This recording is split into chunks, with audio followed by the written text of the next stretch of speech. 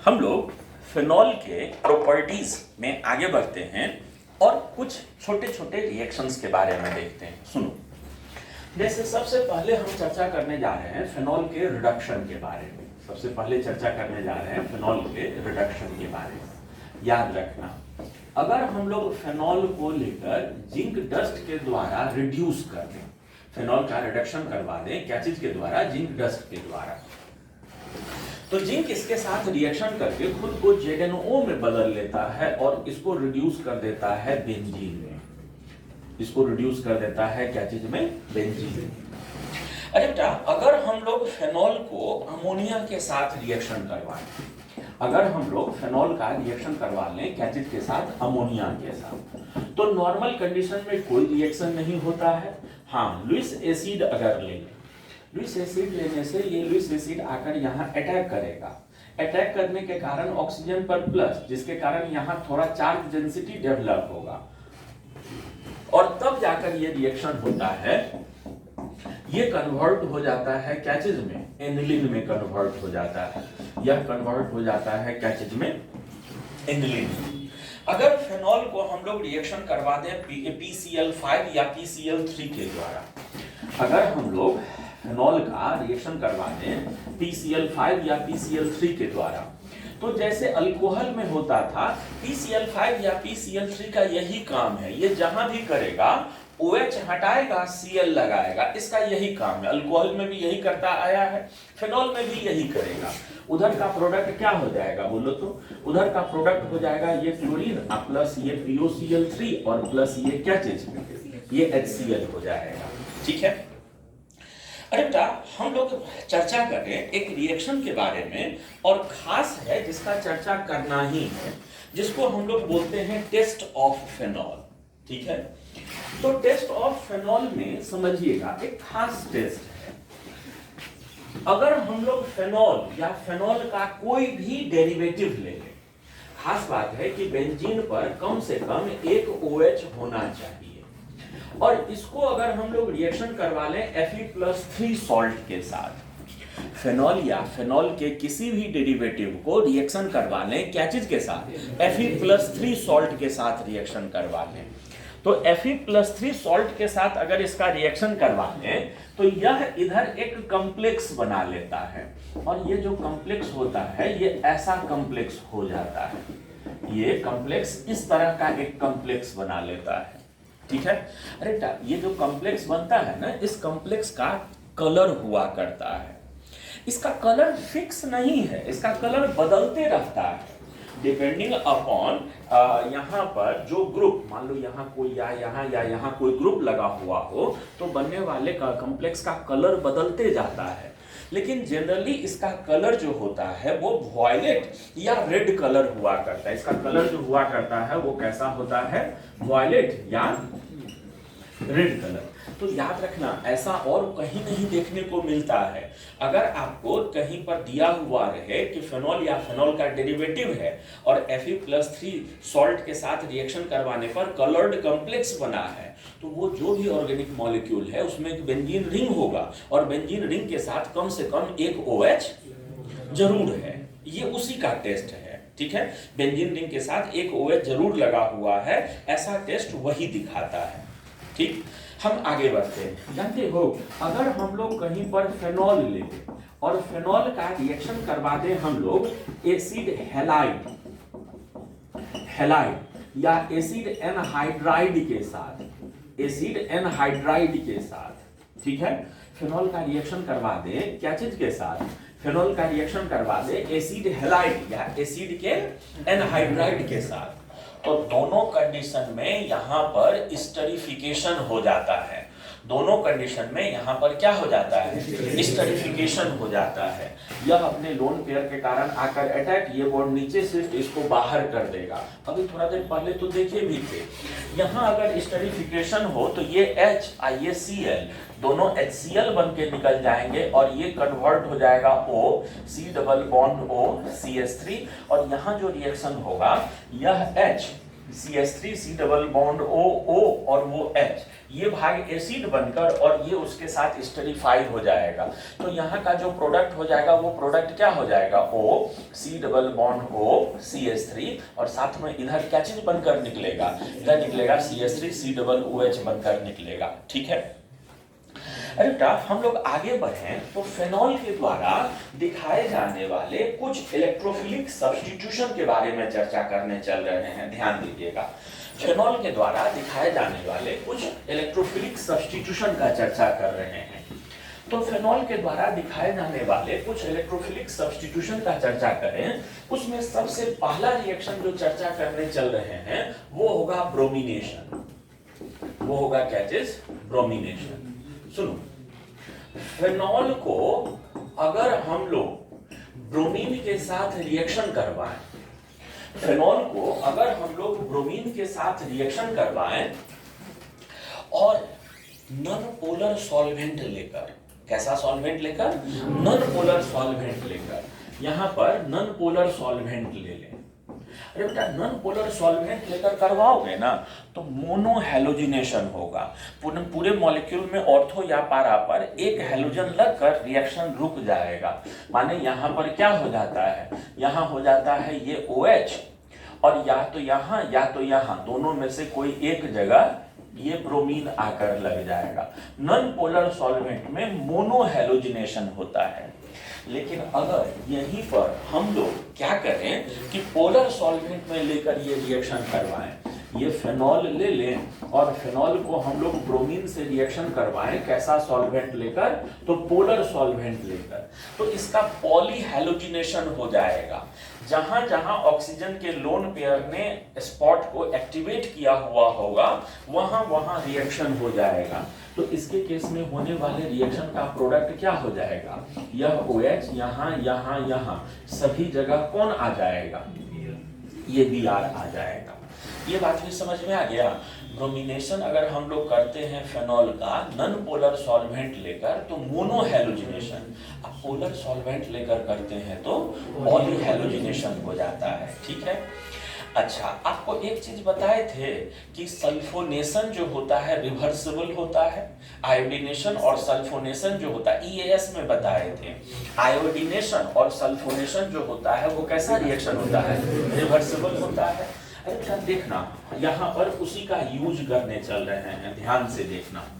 देखो अगर हम लोग कहीं पर मान लो ऐसा मॉलिक्यूल लिए हुए हैं, अगर मान लो हम लोग ऐसा मॉलिक्यूल लिए हुए हैं, ये OH है और ये SO3H है और यहाँ भी ये SO3H है और इसको दो तरह से रिएक्शन करवाया गया है। एक बार इसको ब्रोमीन मिलाकर पानी में मिलाकर बॉयल कर दिए और दूसरा बार पहले ब्रोमिनेशन करवाया गया है और फिर बने हुए प्रोडक्ट को, ये जो प्रोडक्ट बना है इसको फिर बाद में बॉईल कर दिया गया है, पानी में डालकर बॉईल कर दिया गया है।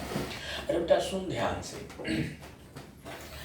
आपको बताए थे कि सल्फोनिक एसिड वाले डेरिवेटिव को देखो, बेंजीन सल्फोनिक एसिड अनस्टेबल होता है, ये रिवर्सिबल होता है। ये क्या होता है, रिवर्सिबल। अगर इसको पानी में मिलाकर बॉईल कर दो तो ये इधर टूट जाएगा बेंजीन प्लस क्या चीज में, SO3। और बोले थे ना कि अगर वेसल ओपन रखो ये SO3 गैस बनकर उड़ते चला जाएगा, रिएक्शन इरिवर्सिबली उधर के तरफ चला जाएगा, बॉईल कर देने पर डिसल्फोनेशन हो जाता है। अरे क्या यहाँ पर हमने क्या किया है कि इस मॉलिक्यूल को पानी में मिला दिया और उसी पानी में ब्रोमीन भी डाल दिया और उसको बॉईल कर दिए। तो बॉईल करने के कारण ये और ये यहाँ से क्या हो जाएगा, रिमूव, और पानी में ब्रोमीन भी मौजूद है तो सभी जगह पर, अभी ना बोले थे पोलर सॉल्वेंट में ब्रोमिनेशन पॉली हो जाएगा, तो पॉली ब्रोमिनेशन हो जाए तो उधर का प्रोडक्ट क्या बन जाएगा, देखो तो इधर का प्रोडक्ट ऐसा ना बन जाएगा, यह OH यहाँ तीनों जगह क्या लगा हुआ आ जाएगा, ब्रोमीन लगा हुआ हो जाएगा। लेकिन दूसरे केस में क्या किया है, पहले ब्रोमिनेशन कर दिया तो ब्रोमिनेशन के लिए खाली स्पॉट एक ही है। आप उस बने हुए, माने यहाँ एक ब्रोमीन, उस बने हुए प्रोडक्ट को फिर बाद में बॉईल किया है, तो बाद में बॉईल करेंगे तो ये और ये यहाँ से क्या हो जाएगा, निकल जाएगा। तो इस केस में जो हमको प्रोडक्ट मिलेगा वो कैसा प्रोडक्ट मिलेगा, इस केस का जो प्रोडक्ट हो जाएगा वो कैसा प्रोडक्ट हो जाएगा, वो ये OH और यहाँ पर लगा हुआ क्या चीज। तो ध्यान देना, ब्रोमिनेशन और बॉइलिंग दोनों साथ हो रहा है तो डिसल्फोनेशन भी होगा और उस स्पॉट पर ब्रोमिनेशन भी होगा। लेकिन अगर बॉइलिंग बाद में किया जा रहा है तो फिर डिसल्फोनेशन के बाद वो स्पॉट क्या रह जाएगा, खाली पड़ा हुआ रह जाएगा। ये बात समझ में आ गया। जानते हो बेटा, जैसे जैसे सल्फोनिक ग्रुप डिसल्फोनेट हो जाता है वैसे ही COOH ग्रुप भी डीकार्बोक्सिलेट हो जाता है। जैसे सल्फोनिक ग्रुप डिसल्फोनेट हो जाता है वैसे ही बेंजीन में अगर मान लो COOH ग्रुप लगा हुआ है तो वो भी बॉइलिंग के कारण निकल जाता है क्या बनकर, वह भी बॉइलिंग के कारण CO2 बनकर निकल जाता है। अगर इस मॉलिक्यूल को भी ब्रोमीन के साथ मिलाकर बॉइल कर दे ना, इसको भी ब्रोमीन के साथ मिलाकर बॉइल कर दे तो यह भी CO2 बनकर निकल जाएगा, ये स्पॉट भी खाली हो जाएगा। तो वहां भी और बाकी जगह पर जो जैसे होगा वैसे वहां भी, माने इसका भी जो प्रोडक्ट हो जाएगा वो प्रोडक्ट क्या हो जाएगा, इसका भी जो प्रोडक्ट हो जाएगा यहाँ OH यहाँ लगा हुआ हमको क्या मिला करेगा, ये ब्रोमिनेटेड प्रोडक्ट लगा हुआ मिलेगा। ठीक ठाक। ये हम लोग पढ़ रहे थे हैलोजिनेशन के बारे में। अरे बेटा, हैलोजिनेशन के बाद हम लोग आगे बढ़ते हैं, अगला चर्चा करने चलते हैं क्या चीज के बारे में, तो सल्फोनेशन के बारे में। जो अगला रिएक्शन हैलोजिनेशन के बाद हम चर्चा करने चल रहे हैं वो होगा कौन सा रिएक्शन के बारे में, सल्फोनेशन के बारे में। ध्यान देना,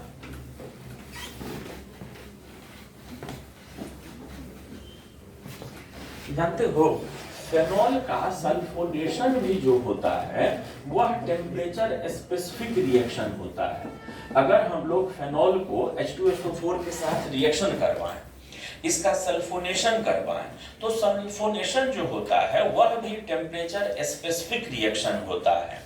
अगर हम लोग इसका रिएक्शन करवाएं यहाँ पर तो रूम टेम्परेचर 298 केल्विन पर, अगर रूम टेम्परेचर पर 298 केल्विन 298 समझे 25 डिग्री से 273 और 25 298 केल्विन पर, तो उस समय ज्यादा मात्रा में मिलता है ऑर्थो डेरिवेटिव। ऑर्थो डेरिवेटिव जो होता है वो ज्यादा मात्रा में होता है। और अगर हम लोग 100 डिग्री सी कहने का मतलब 373 केल्विन पर करवाते हैं तो फिर ज्यादा मात्रा में मिलता है कौन सा, ज्यादा मात्रा में मिलता है पारा, ये ऐसा डेरिवेटिव मिलता है। और सुनो ना, अगर हम लोग इसको लेकर इसको भी 100 डिग्री सी पे हीट कर दें तो वह भी कन्वर्ट हो जाता है क्या चीज में, पारा में कन्वर्ट हो जाता है। ये भी या जो टेम्परेचर स्पेसिफिक दोनों रिएक्शन बोले हैं कौन कौन सा, पहला वाला बोले थे फ्रिस रीअरेंजमेंट, ठीक है, और दूसरा वाला बोले हैं कौन सा, तो नहीं ये सल्फोनेशन पढ़ रहे हैं, ब्रोमिनेशन नहीं, ये रिएक्शन जो पढ़ रहे हैं अभी कौन सा रिएक्शन पढ़ रहे हैं, ये रिएक्शन पढ़ रहे हैं सल्फोनेशन। तो दोनों को याद रखिएगा, दोनों को याद रखिएगा, दोनों में उल्टा है। वहां हायर टेम्परेचर पर ऑर्थो मिलता था, यहाँ लोअर टेम्परेचर पर ऑर्थो मिलता है, एक जैसा नहीं है, अलग अलग है। तो ध्यान दीजिएगा इस चीज को, ठीक है। तो ये हम लोग पढ़ रहे थे अभी क्या चीज के बारे में, तो ये हम लोग पढ़ रहे थे फेनॉल के अलग अलग रिएक्शंस के बारे में। सुनना बेटा, हमको यहाँ पर फेनॉल के बारे में दो चीज हमको चर्चा करना है, और क्या क्या चीज फेनॉल के बारे में चर्चा करना है वो सुनते चलना। फेनॉल के बारे में जो अगला रिएक्शन हम लोगों को चर्चा करना है उसको बोलते हैं ऑक्सीडेशन, उसको हम लोग बोलते हैं क्या चीज, फेनॉल का ऑक्सीडेशन। ध्यान देना, फेनॉल जो होता है ना वो ऑक्सीडेशन के प्रति बहुत ज्यादा सेंसिटिव होता है, ये ऑक्सीडेशन के प्रति बहुत ज्यादा सेंसिटिव होता है। अगर फेनॉल को हम लोग ऑक्सीडाइज कर दें, फेनॉल हो या क्विनॉल हो, इन लोगों में से किसी को भी ऑक्सीडाइज कर दें तो ये ऑक्सीडाइज होकर बदल जाता है क्विनोन में, ये ऑक्सीडाइज होकर बदल जाता है क्या चीज में, ये ऑक्सीडाइज होकर बदल जाता है क्विनोन में, क्विनोन में बदल जाया करता है। अरे बेटा वो रेडिकल इसके हाँ, रेडिकल स्कैवेंजर क्विनोन को ही बोलते हैं। जानते हो एनसीईआरटी बुक में एक ऑक्सीडेशन दिया हुआ है, इसको एल्ब्स ऑक्सीडेशन बोलते हैं। इसको हम लोग बोलते हैं एल्ब्स, ELBS, एल्ब्स ऑक्सीडेशन। एल्ब्स ऑक्सीडेशन में फेनॉल को हम लोग करते क्या है, K2H2O8 के द्वारा ऑक्सीडाइज करते हैं। इसको हम लोग ऑक्सीडाइज कर देते हैं कैचेट के द्वारा, K2H2O8 के द्वारा। तो यह इधर ऑक्सीडाइज हो जाता है क्विनॉल में, और क्विनॉल का फर्दर ऑक्सीडेशन करेंगे, क्विनॉल का फर्दर ऑक्सीडेशन करेंगे तो क्विनोन तो बनेगा ही बनेगा। तो ये पर ऑक्सी सॉल्ट के सिर्फ K2H2O8 रहेगा तो ये ना, किसी पर ऑक्साइड के साथ अगर फेनॉल का ऑक्सीडेशन करेंगे तो वो क्विनॉल में, और क्विनॉल को फिर फर्दर ऑक्सीडाइज करते चले तो फिर वो क्विनोन में बदल ही जाएगा। ठीक है, सुनना, फेनॉल का एक स्पेशल टेस्ट होता है जिसको हम लोग बोलते हैं लिबरमैन्स नाइट्रोसो टेस्ट। लिबरमैन्स नाइट्रोसो टेस्ट होता है। लिबरमैन्स नाइट्रोसो टेस्ट में होता क्या है, सभी लोग सुनना ध्यान से, हम अभी तुरंत पूछेंगे, सभी लोग ध्यान से सुनना, अभी तुरंत पूछेंगे। लिबरमैन्स नाइट्रोसो टेस्ट में हम लोग करते क्या है, हम लोग करते ये हैं कि फेनॉल को माने पहचानना है कि ये लिक्विड फेनॉल है कि नहीं। लिबरमैन्स नाइट्रोसो टेस्ट फेनॉल का एक पहचान है। ठीक है, तो जो केमिकल हमको फेनॉल के रूप में पहचानना है, थोड़ा सा वो ले लेते हैं, थोड़ा सा H2SO4 ले लेते हैं, और थोड़ा सा HNO2 मिला देते हैं। उसमें थोड़ा सा और क्या मिला दिए हैं, HNO2 या सोडियम नाइट्राइट, NaNO2, कुछ भी, दोनों चलेगा। फेनॉल को थोड़ा सा सल्फ्यूरिक एसिड और थोड़ा सा HNO2 या NaNO2 मिला दिए हैं। ठीक है, तो वहां पर रेड कलरेशन आने लगता है। वहां पर क्या आने लगता है, रेड कलरेशन आने लगता है।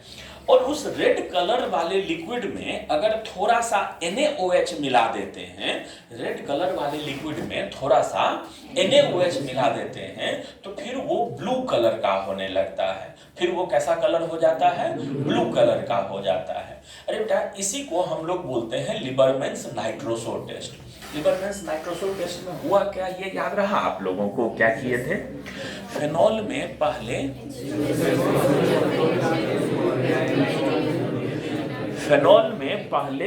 H2SO4 फिर HNO2 मिला है। ठीक है, जिसके कारण उसका कलर रेड हो जाता है।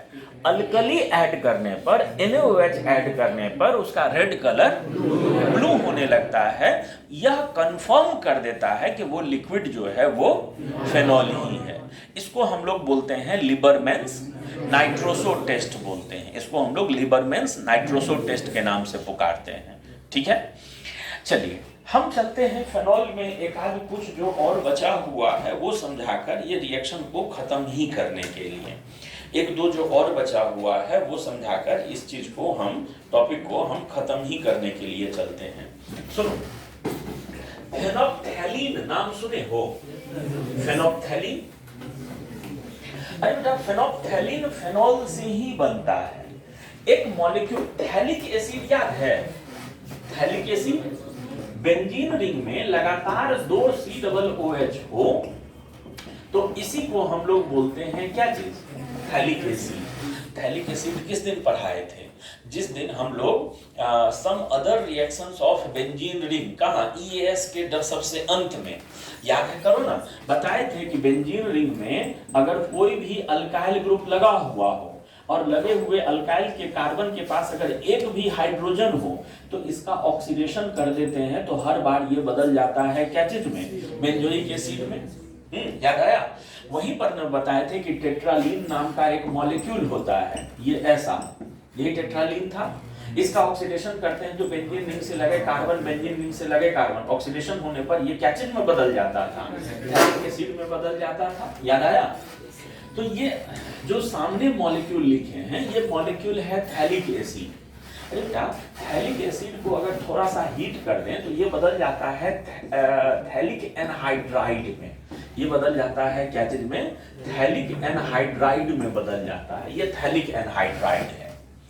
थैलिक एनहाइड्राइड को अगर रिएक्शन करवा दें फेनॉल के साथ, थैलिक एनहाइड्राइड को अगर रिएक्शन करवा दें क्या चीज के साथ, फेनॉल के साथ, तो जानते हो यहाँ एक हाइड्रोजन, यहाँ एक हाइड्रोजन, ये इतना चीज निकल जाता है वाटर बनकर, इधर वो बदल जाता है फेनोप्थेलीन में। इधर फेनोप्थेलीन का स्ट्रक्चर कैसा हो जाएगा बोल तो, C double bond O O, यहाँ कार्बन, और इस कार्बन से लगा हुआ 2 बेंजीन रिंग, कार्बन से लगा हुआ 2 बेंजीन रिंग, ये OH, और यहाँ भी लगा हुआ क्या चीज, ये बेंजीन रिंग, और ये क्या चीज, ये यहाँ OH। ठीक है, इसी को, ये जो मॉलिक्यूल यहाँ छोटा सा मॉलिक्यूल बना है, यही मॉलिक्यूल फेनोप्थेलीन है, जिसको हम लोग फेनोप्थेलीन इंडिकेटर के रूप में यूज करते हैं। आयनिक इक्विलिब्रियम में आप लोग पढ़े होंगे, मिथाइल ऑरेंज और फेनोप्थेलीन यूज करते हैं इंडिकेटर के रूप में, वो केमिकल वही होता है।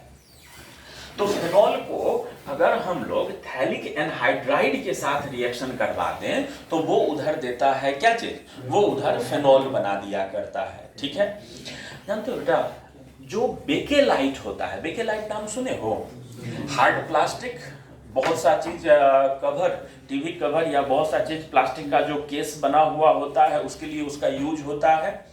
जो बेकेलाइट प्लास्टिक होता है ना, वह फेनॉल और फॉर्मल्डिहाइड का पॉलीमर होता है। बेकेलाइट प्लास्टिक जो होता है वो होता है किसका किसका पॉलीमर, फेनॉल का और फॉर्मल्डिहाइड का पॉलीमर होता है। ये इतना कहानी समझ में आ गया सभी लोगों को। तो ये यहाँ पर हम लोगों का टॉपिक खत्म होता है, क्या चीज, तो फेनॉल टॉपिक हम लोगों का यहाँ पर खत्म होता है।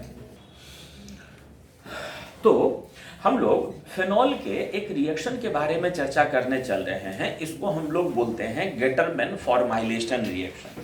देखो ये गेटरमैन फॉर्माइलेशन होता क्या है, ध्यान देना सभी लोग। हम अभी चर्चा करने चल रहे हैं गेटरमैन फॉर्माइलेशन के बारे में, फॉर्माइलेशन के बारे में। जानते हो बेटा गेटरमैन फॉर्माइलेशन करते किसको हैं, अगर हम लोग फेनॉल लिए हुए हों, ध्यान से सुनना, पूछेंगे, अगर हम लोग फेनॉल लिए हुए हो, फेनॉल का रिएक्शन करवा देते हैं HCN प्लस HCl के साथ, फेनॉल का रिएक्शन करवा देते हैं HCN प्लस HCl के साथ in presence of some Lewis acid, सब एसिडे है, ध्यान देना, HCN एसिड है, HCl एसिड है, लुइस एसिड है। फेनॉल का रिएक्शन करवा देते हैं HCN प्लस HCl के साथ in presence of Lewis acid. तो उधर हम लोगों को प्रोडक्ट के रूप में, उधर हम लोगों को प्रोडक्ट के रूप में सैलिसिल्डिहाइड मिल जाता है। उधर हम लोगों को प्रोडक्ट के रूप में क्या मिल जाता है, सैलिसिल्डिहाइड मिल जाता है। माने जो रिएक्शन होता है वो ऐसा है, अगर हम लोग फेनॉल का रिएक्शन करवा देते हैं HCN plus HCl in presence of some Lewis acid, ठीक है, तो इधर हम लोगों को प्रोडक्ट के रूप में क्या मिल जाता है, इधर हम लोगों को प्रोडक्ट के रूप में सैलिसिल्डिहाइड मिल जाता है। ठीक है बेटा, जानते हो ये रिएक्शन आगे बढ़ाने के पहले हमको 5 रिएक्शन छोटा छोटा बताने का मन कर रहा है, और वो 5 रिएक्शन आपको हर हाल में याद रखना है। छोटा छोटा 5 रिएक्शन है, देखना ये 5 रिएक्शन बता रहे हैं, ये 5 रिएक्शन हम डेली पूछा करेंगे आप लोगों से, सभी से, सुनते रहना। अगर कहीं पर, सामने ध्यान देना, अगर कहीं पर साइनाइड हो और साइनाइड का अगर हाइड्रोलिसिस कर लेते हैं, अगर कहीं पर साइनाइड हो, साइनाइड का हाइड्रोलिसिस कर लेते हैं तो एसिड बन जाता है। ये इधर क्या चीज में कन्वर्ट हो जाता है, एसिड में कन्वर्ट हो जाता है। साइनाइड का हाइड्रोलिसिस कर लिया जाए तो क्या बन जाता है, एसिड बन जाता है। अरे बेटा अगर हम लोग साइनाइड का रिडक्शन कर दें, इसका हम लोग क्या कर दें, रिडक्शन, तो यहाँ भी हाइड्रोजन, यहाँ भी हाइड्रोजन, यह इधर कन्वर्ट हो जाएगा एमीन में, ये इधर कन्वर्ट हो जाएगा क्या चीज में, एमीन में कन्वर्ट हो जाता है। ठीक है, लेकिन अगर हम लोग साइनाइड का स्टेफेंस रिडक्शन कर दें, एक रिडक्शन होता है जिसको हम लोग बोलते हैं स्टेफेंस रिडक्शन। स्टेफेंस रिडक्शन में यहाँ पर SnCl2 प्लस HCl होता है, SnCl2 plus HCl। Stephens reduction अगर कर दे साइनाइड का तो ये इधर बदल जाता है एल्डिहाइड में, ये इधर बदल जाता है क्या चीज में, एल्डिहाइड में। ये 3 रिएक्शन साइनाइड के और 2 रिएक्शन आइसोसाइनाइड का। अरे बेटा आइसोसाइनाइड का अगर हम लोग हाइड्रोलिसिस कर लें, आइसोसाइनाइड का अगर हम लोग क्या कर लें, हाइड्रोलिसिस कर लें, तो यह इधर कन्वर्ट हो जाता है क्या चीज में, तो हाइड्रोलिसिस करने पर यह इधर कन्वर्ट हो जाता है अमाइन में। ये इधर कन्वर्ट हो जाता है क्या चीज में, अमाइन में कन्वर्ट हो जाता है। और अगर इसका आइसोसाइनाइड का रिडक्शन कर लें, अगर इसका हम लोग रिडक्शन कर लें तो ये कन्वर्ट हो जाता है क्या चीज में, ये इधर कन्वर्ट हो जाता है 2 डिग्री एमीन के रूप में। ये इधर कन्वर्ट हो जाता है क्या चीज में, 2 डिग्री एमीन के रूप में। तो ये जो 5 रिएक्शन है, इन पांचों रिएक्शन को कोशिश करना याद रखने का। तो हम लोग बात कर रहे हैं क्या चीज के बारे में, तो गटरबेन फॉर्माइलेशन के बारे में। देखो बेटा यहाँ पर रिएक्शन क्या होता है, ध्यान देना। गटरबेन फॉर्माइलेशन का जो मैकेनिज्म होता है वो ऐसा है। सबसे पहले ये हमारा HCl मॉलिक्यूल, HCl मॉलिक्यूल में अगर HCl का एडिशन होना, अरे बेटा इस मल्टीपल बॉन्ड में दोनों एटम में ज्यादा इलेक्ट्रोनेगेटिव कौन, नाइट्रोजन। तो नाइट्रोजन पर ये बॉन्ड इधर की तरफ, इस पे माइनस, इस पे प्लस, और माइनस होने के कारण इस पर कौन जाकर ऐड होगा, H+, और कार्बन जाकर वहां ऐड होगा क्लोरीन। तो ये कैसा चीज में कन्वर्ट हो जाएगा, ये कन्वर्ट हो जाएगा CH से लगा हुआ Cl डबल बॉन्ड क्या चीज, NH। ठीक है, ये जो स्पीसीज बन गया है इसको फिनॉल के साथ EAS करवाओ, फिनॉल के साथ इसका क्या करवाओ, EAS, CH double bond NH। ठीक है, लुईस एसिड के मौजूदगी में, याद है ना फ्रीडल-क्राफ्ट असाइलेशन, कोई alkyl halide Lewis acid AlCl3 लेकर करवाएं तो क्या हो जाएगा, ये AlCl3 यहां से क्लोरीन हटाएगा, ये जाकर यहां या यहां कहीं एक जगह अटैक कर जाएगा ऑर्थो या पारा पोजीशन पर। अरे बेटा ये आकर अगर यहाँ या यहाँ अटैक करे, ये नॉर्मल EAS वाला स्टेप है, तो इधर का प्रोडक्ट क्या बन जाएगा, ये CH डबल बॉन्ड क्या चीज, NH। देखो C ट्रिपल बॉन्ड N होता, उसका हाइड्रोलिसिस करते तो एसिड बन जाता। C के साथ ट्रिपल बॉन्ड N होता, उसका हाइड्रोलिसिस करते तो क्या बन जाता, एसिड। अभी पढ़े थे ना साइनाइड का हाइड्रोलिसिस करते हैं तो एसिड, लेकिन C डबल बॉन्ड N का हाइड्रोलिसिस करोगे ना तो एल्डिहाइड बन जाएगा। C डबल बॉन्ड N का हाइड्रोलिसिस करोगे तो क्या बन जाएगा, एल्डिहाइड बन जाएगा। तो इनका अगर हम लोग हाइड्रोलिसिस कर दें, इनका अगर हम लोग हाइड्रोलिसिस कर दें तो ये क्या चीज में कन्वर्ट हो जाएगा, यह कन्वर्ट हो जाएगा सैलिसिल्डिहाइड में, ये CHO में कन्वर्ट हो जाएगा। इसी रिएक्शन को हम लोग नाम देते हैं क्या चीज, गटरमैन फॉर्माइलेशन रिएक्शन। अरे बेटा एक रिएक्शन होता है जो होता लगभग इसी तरीके का है, जिसको हम लोग बोलते हैं गटरमैन कोच रिएक्शन। देखना वो भी बताते ही चलते हैं। ये था गटरमैन फॉर्माइलेशन। जो अगला रिएक्शन चर्चा करने चल रहे हैं इसको हम लोग बोलते हैं क्या चीज, तो इसको हम लोग बोलते हैं Gattermann coach reaction. Gattermann coach बोलते हैं। गटरमैन कोच क्या होता है, सुनो। फिनॉल को हम लोग रिएक्शन करवाते हैं कार्बन मोनोऑक्साइड और HCl के साथ लुईस एसिड के मौजूदगी में, तो वो भी सैलिसिल्डिहाइड देता है। फिनॉल को रिएक्शन करवाते हैं क्या चीज के साथ, CO plus HCl Lewis acid. Phenol का रिएक्शन करवा रहे होते हैं कार्बन मोनोऑक्साइड प्लस HCl और किसके मौजूदगी में, लुईस एसिड के मौजूदगी में, तो ये भी इधर बना लेता है क्या चीज, सैलिसिल्डिहाइड बना लेता है। अरे इसका भी मैकेनिज्म वैसा ही है। कार्बन मोनोऑक्साइड का स्ट्रक्चर कैसा, ध्यान देना। जैसे ये कार्बन है, ठीक है, कार्बन का ऑक्सीजन के साथ क्या हुआ है, तो डबल बॉन्ड बना हुआ है, और इधर दो इलेक्ट्रॉन कार्बन का है, जिसको दूसरा बॉन्ड बनाने का इसको मौका नहीं मिला है। तो ये ऑक्सीजन ने क्या किया है कि अपना एक और लोन पेयर इसको कोऑर्डिनेट कर दिया है। यही स्ट्रक्चर होता है किसका, कार्बन मोनोऑक्साइड का। सुनना ध्यान से, कार्बन के आउटर मोस्ट ऑर्बिट में 4 इलेक्ट्रॉन, कार्बन के आउटर मोस्ट ऑर्बिट में कितने इलेक्ट्रॉन, 4। कार्बन अपने सभी कंपाउंड में यही चारों इलेक्ट्रॉन का यूज करके 4 बॉन्ड बना लेता है। तो इसीलिए कार्बन के किसी भी मॉलिक्यूल में कोई लोन पेयर कार्बन के पास बचा हुआ, कार्बन मोनोऑक्साइड में ये लोन पेयर बचा हुआ रह जाता है। कार्बन मोनोऑक्साइड कार्बन का एक ऐसा मॉलिक्यूल है जिसमें कार्बन के पास क्या बचा हुआ है, और यही कारण से ये लिगेंड की तरह बिहेव करता है, CO स्ट्रॉन्ग लिगेंड की तरह बिहेव करता है। ठीक है, ये कार्बन मोनोऑक्साइड का स्ट्रक्चर है। अरे बेटा, इसको हमने HCl से रिएक्शन करवाया है, तो क्या हुआ है सुनो। HCl से जब रिएक्शन करवाएंगे तो यह पाई बॉन्ड ओपन हो गया। पाई बॉन्ड, ये जो लोन पेयर दिया गया था, ये पाई बॉन्ड क्या हो गया, ओपन हो गया। ओपन हो गया तो यहाँ एक खाली ऑर्बिटल, वो खाली ऑर्बिटल में Cl माइनस गया, अपना लोन पेयर दिया। Cl माइनस ने लोन पेयर दिया तो कार्बन पर कैसा चार्ज आ जाएगा, माइनस। अब माइनस आ जाने के बाद एक H उसी पर चला गया तो क्या हो जाएगा, H प्लस उसी पर चला गया, तो ये कैसा चीज में, इधर कैसा चीज दिखेगा बोलो, C डबल बॉन्ड O, इसी पर एक हाइड्रोजन भी और इसी पर एक Cl भी। ठीक है, ये ऐसा हो जाता है एडिशन। कैसे कैसे हुआ है ध्यान दिए थे। अरे बेटा, अब अगला चीज तो बहुत आसान है। ये फेनॉल का, हम लोग फेनॉल को, ये फॉर्माइल क्लोराइड हो गया है, इसको हम लोग लुईस एसिड के साथ रिएक्शन करवाएं। ये तो फ्रीडल क्राफ्ट असाइलेशन है। ये LCl3 यहाँ से क्लोरीन हटाएगा, वो जाकर वहाँ अटैक करेगा, ये नॉर्मल EAS हो जाता है। यहाँ पर ये हो जाएगा क्या चीज, ये हो जाएगा C डबल बॉन्ड OH, ये चीज में बदल जाया करेगा। इसी रिएक्शन को हम लोग बोलते हैं क्या चीज, इसी रिएक्शन को हम लोग बोलते हैं Gattermann formylation reaction, Gattermann coach बोलते हैं। ठीक है, अरे अच्छा सुनो ना, हमको यहाँ पर थोड़ा सा बोलने का इच्छा है, या थोड़ा सा आपके सामने ग्लिसरॉल के रिएक्शंस बताने का इच्छा है।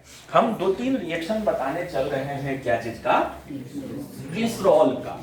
ठीक है, ग्लिसरॉल मॉलिक्यूल हम लोग बोलते हैं जब लगातार 3 कार्बन हो, रिएक्शंस ऑफ क्या चीज, रिएक्शंस ऑफ ग्लिसरॉल हम चर्चा कर रहे हैं, ध्यान देना।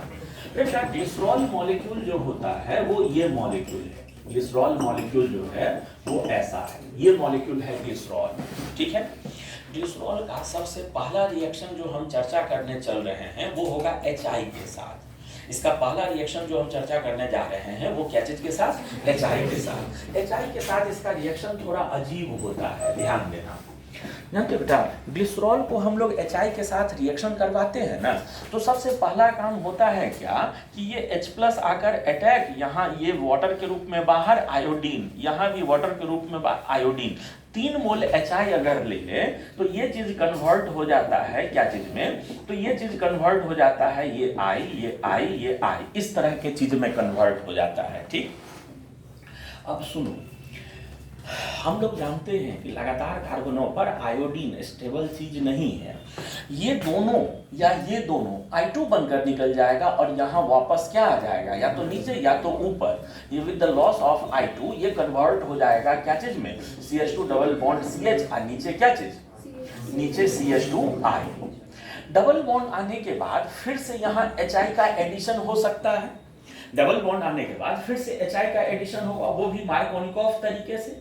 मार्कोनिकॉफ तरीके से एडिशन होगा तो नेगेटिव पार्ट वहां जाएगा जहां हाइड्रोजन, तो ये हाइड्रोजन कम तो यहीं पर है, तो फिर से यहाँ अगर एडिशन हो तो ये क्या हो जाएगा, देखो तो ये हो जाएगा CH2 और ये CH3 हो जाएगा, यहाँ आयोडीन हो जाएगा, और ये CH2I जैसे था वैसा ही।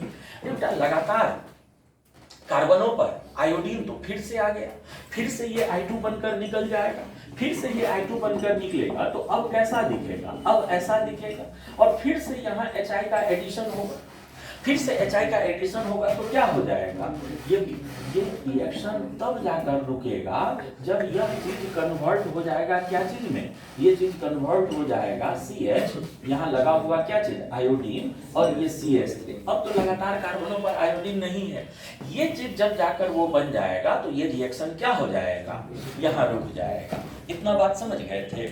ये था ग्लिसरॉल के एक रिएक्शन के बारे में हम लोग चर्चा कर रहे थे। बेटा, ग्लिसरॉल के एक और रिएक्शन के बारे में चर्चा करने चल रहे हैं, और यह रिएक्शन जो होगा वह ग्लिसरॉल के ग्लिसरॉल के ऑक्सीडेशन के बारे में होगा। हम लोग चर्चा करने जा रहे हैं क्या चीज के बारे में, तो ग्लिसरॉल के ऑक्सीडेशन के बारे में। अगर हम लोग ग्लिसरॉल ले लें और इसका ऑक्सीडेशन करें तो अलग अलग कंडीशन में अलग अलग तरह से ऑक्सीडाइज होता है। पहले ये ऑक्सीडाइज होकर ग्लिसरल्डिहाइड, फिर ग्लिसरिक एसिड और फिर टार्टोनिक एसिड भी बनाता है। नाइट्रेट्स के साथ अगर हम लोग ऑक्सीडाइज कर रहे होते हैं तो 2 डिग्री वाला ही पहले ऑक्सीडाइज होकर कीटोन, ठीक है, तो ये बीच वाला कार्बन जो है वो बदल गया है कि क्या चीज में, कीटोन में। इसको डाइहाइड्रोक्सी एसीटोन बोलते हैं ये वाले मॉलिक्यूल को, और फिर वो ऑक्सीडाइज हो जाता है तो हाइड्रोक्सी पायरुविक एसिड बदलते हैं, और ये फर्दर जब होता है तो इसको मेसोजैलिक एसिड, और उसको और ऑक्सीडाइज करते हैं तो ऑक्सैलिक एसिड CO2। तो दोनों तरह से ऑक्सीडाइज होता है। किस कंडीशन में क्या होता है जो याद रखना है वो सुनिए। अगर इसको कंसंट्रेटेड HNO3 के द्वारा ऑक्सीडाइज करें तो मेन प्रोडक्ट ग्लिसरिक एसिड तक मिलता है। डाइल्यूट HNO3 के साथ ऑक्सीडाइज करें तो ग्लिसरिक एसिड प्लस टार्टोनिक एसिड तक मिलता है। बिस्मथ नाइट्राइड या NaNO3 के द्वारा ऑक्सीडाइज करें तो मेसोजैलिक एसिड फिर इस तरह से ऑक्सीडाइज होता है। और KMnO4 ले लें तो चाहे उस तरह से हो चाहे इस तरह से हो, लेकिन लास्ट प्रोडक्ट जो होता है वो ऑक्सैलिक एसिड प्लस CO2 हो जाता है। तो ये हम लोग कुछ रिएक्शंस पढ़ रहे थे, क्या चीज के बारे में, ये हम लोग कुछ रिएक्शंस पढ़ रहे थे ग्लिसरॉल के बारे में। अरे बेटा, ग्लिसरॉल का ही एक रिएक्शन और बताने का मन कर रहा है, ध्यान देना। ग्लिसरॉल का एक रिएक्शन और देखो, ग्लिसरॉल को हम लोग रिएक्शन करवा देते हैं। अगर हम लोग ग्लिसरॉल लिए हुए हों और ग्लिसरॉल का रिएक्शन करवा देते हैं क्या चीज के साथ, तो ग्लिसरॉल का रिएक्शन करवा देते हैं KHSO4 के साथ। KHSO4, जब KHSO4 जो होता है ना वो H+ देता है, ठीक है, H+ देता है तो डिहाइड्रेशन होगा। यहाँ पर H+ देगा तो यहाँ पर क्या हो जाएगा, डिहाइड्रेशन हो जाएगा, ठीक है। जानते हो यहाँ पर अगर पहला स्टेप डिहाइड्रेशन हो, यहाँ पर अगर पहला स्टेप डिहाइड्रेशन हो तो क्या होगा, पहला स्टेप डिहाइड्रेशन हो तो यहाँ का OH यहाँ का H निकल कर यहाँ क्या आ जाएगा, डबल बॉन्ड। अरे क्या यहाँ अगर डबल बॉन्ड आ जाए तो ये क्या चीज में बदल जाएगा, देखो तो यह बदल जाएगा CH2 डबल बॉन्ड, क्या चीज C, यहाँ OH, और ये हो जाएगा क्या चीज CH2OH। अब अगर यहाँ पर देखो ये इनॉल फॉर्म हो गया, डबल बॉन्डेड कार्बन पर OH लगा हुआ, ये क्या हो जाएगा, टॉटोमेराइज। अगर ये टॉटोमेराइज हो गया, हाइड्रोजन वहां चला गया तो CH3 C double bond O CH2OH, ठीक है, ये बदल गया है क्या चीज में, C डबल बॉन्ड O और CH2OH में बदल गया है, ठीक। अब देखो क्या चीज यहां पर देखो तो एक सेकेंड रुकना। तो अगर हम लोग ग्लिसरॉल को KHSO4 के साथ रिएक्शन करवाएं, अरे क्या इसमें 2 OH जो है वो 1 डिग्री का है, एक 2 डिग्री का है, तो एलिमिनेशन में पहले 2 डिग्री वाला भाग लेगा। आप लोग को बताए थे कि ऑक्सीजन हाइड्रोजन बॉन्ड टूटने वाला रिएक्शन हो तो उसमें रिएक्टिविटी ज्यादा 1 डिग्री का, कार्बन ऑक्सीजन बॉन्ड टूटने की बात हो तो ज्यादा रिएक्टिविटी 3 डिग्री का, फिर 2 डिग्री का, कि फिर 1 डिग्री का। यहाँ तो OH हटना है, तो OH हटना है तो 1 डिग्री और 2 डिग्री में पहले 2 डिग्री में एलिमिनेशन होगा। यह OH ये H निकल जाए तो ये बदल जाए ऐसा चीज में। अब यहाँ पर अगर टॉटोमेराइजेशन हो जाए तो ये बदल जाएगा इस तरह की चीज में, और फिर से एक स्टेप अगर एलिमिनेशन हो जाए, यहाँ का OH यहाँ का H, तो ये इस चीज में बदल जाता है। उसको हम लोग एक्रोलिन या एक्रल्डिहाइड के नाम से पुकारते हैं। तो ग्लिसरॉल का अगर KHSO4 के द्वारा एलिमिनेशन करवा दिया जाए तो वह एक्रोलिन या एक्रल्डिहाइड में बदल जाता है, ठीक है। तो यहाँ पर हम लोगों का alcohol topic, alcohol phenol ether complete खत्म होता है। हम लोग अगले लेक्चर में मिलेंगे एल्डिहाइड कीटोन के साथ।